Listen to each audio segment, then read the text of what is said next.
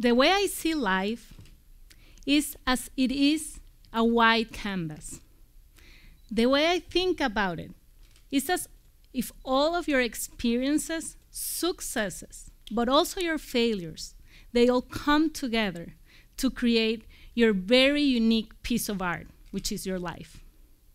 From the very beginning, you all start drawing and creating with colors, but also with grace, dots, lines, excitement, but also times of pauses, joys, tears.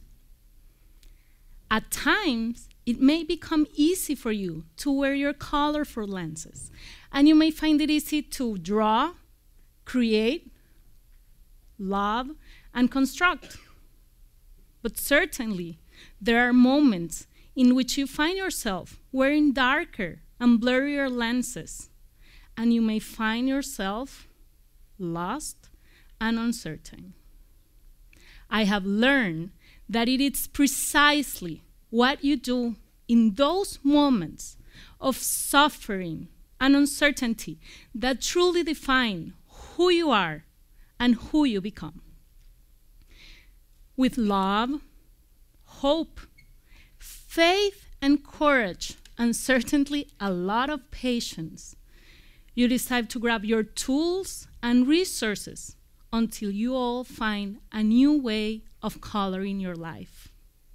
You see, I began drawing my canvas back in Venezuela, the country where I was born, the country that is filled with beautiful colors and landmarks, such as the highest and breathtaking waterfall in the world, El Salto Ángel, the beautiful city of Caracas with its mountain El Ávila, the island of Margarita with its restful sunsets, the country where people are welcoming and nice, and everyone greets you with a smile, a hot coffee, and an arepa.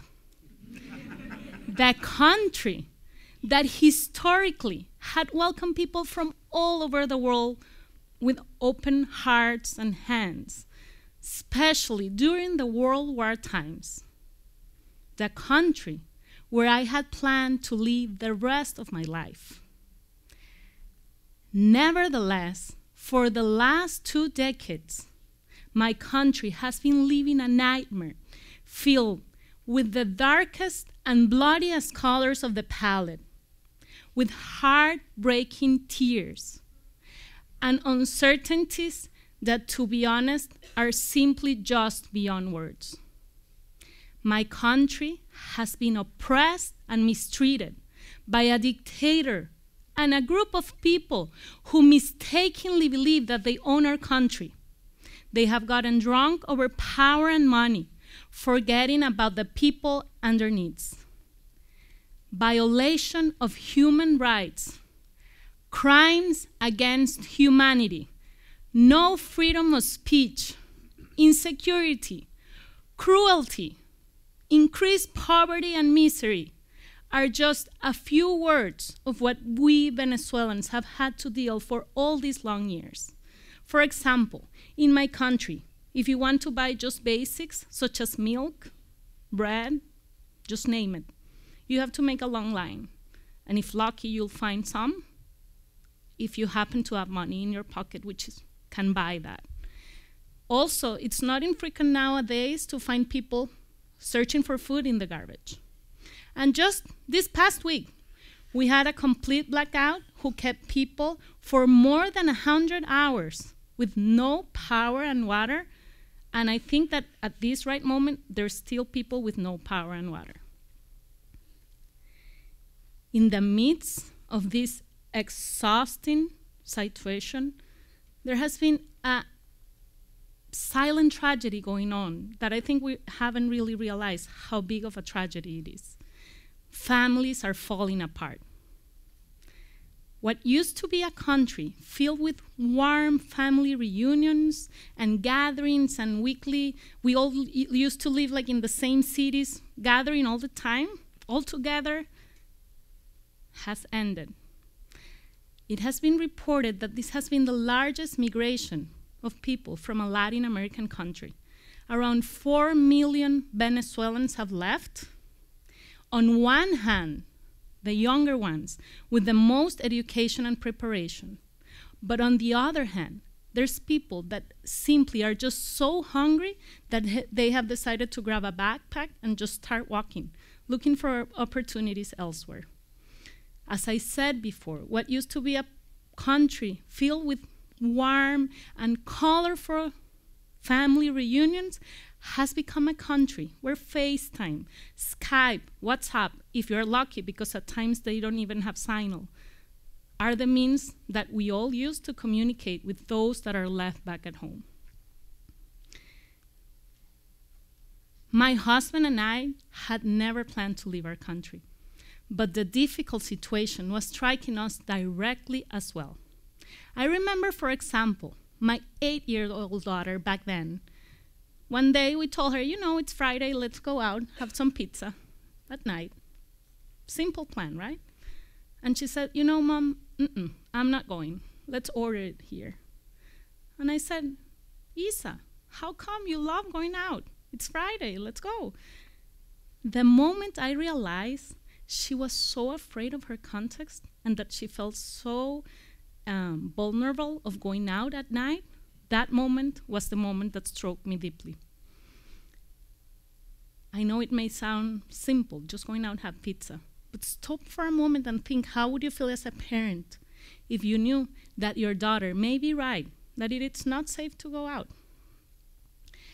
5 years ago, we got on that flight to the unexpected.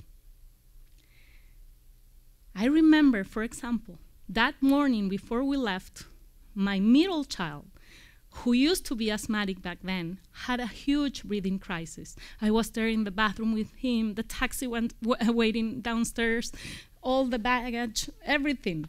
And he's like, Mom, I can't breathe. I'm like, yeah, you'll be able to breathe, I promise. Of course, he didn't want to leave. He was so attached to his reality, to his family, especially his grandparents.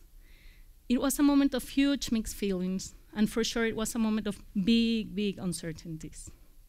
Florida welcomed us with the most beautiful colors, with love and respect, and we are truly grateful for that. At the beginning, we wore those lenses of joy and relief. Such little things as finding milk and even toilet paper at the grocery stores without having to make a line were reasons enough to cheer up and celebrate. My children, they were so happy to ride their bikes on the streets, knowing that in theory they were out of danger. They were certainly happy because they felt safe. But time passed, and we all started facing the uncertainties of our new reality. Our canvas for sure got more complex. For example, my youngest child, he was 3 years old back then, I remember how he would cry a drop-off in his preschool for hours. And I know you may be thinking, well, that happens to toddlers when they go to their preschool. And of course it happens. But this was completely different. He was lost. He felt lost in translation. In my case, I had to start all over professionally. Back at home, I'm a psychologist. Here, I had to go back to school and completed my master's degree while my husband took care of the house responsibilities. I remember coming back from school late at night and a huge pile of dirty clothes and dishes and everything messy was waiting for me there. It was not easy, you know, going back to a classroom, taking exams, and at the same time taking care of the family. We all have done that, right? And it's not easy. But on top of that, I had to face the language barrier, which certainly added stress and challenges to my studies. I even remember that as an intern, one client one day said to me, you know, I don't want to receive services from you because I do not like your accent. I was like, well, okay.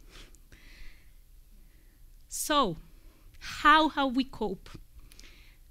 I'm not here standing as the expert, but all I want to share, it's like little things we have learned so that you can take that with you today. The biggest thing we have learned is to embrace uncertainty because we simply don't know how our future is going to look like.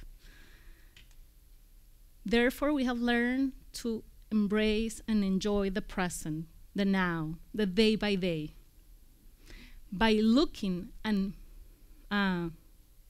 embracing again the little joys of the ordinary life. We have also learned to be grateful to all the new colors that have been added to our canvas, especially for the red, blue, and white that have been merged in our reality in unexpected and beautiful ways.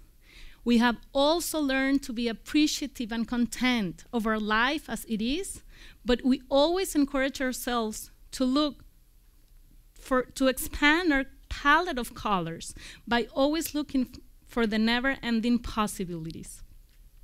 We have also learned that it's crucial to focus in the present, to prioritize, to connect with others, to build your faith and hope, to have fun, and love hard. We have also learned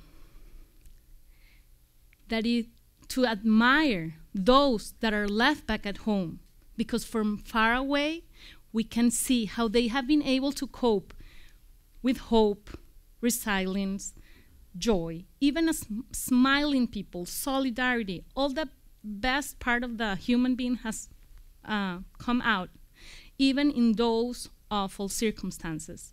Because at the end, we have learned that it's not about the circumstances in which you are in, but how you react to them.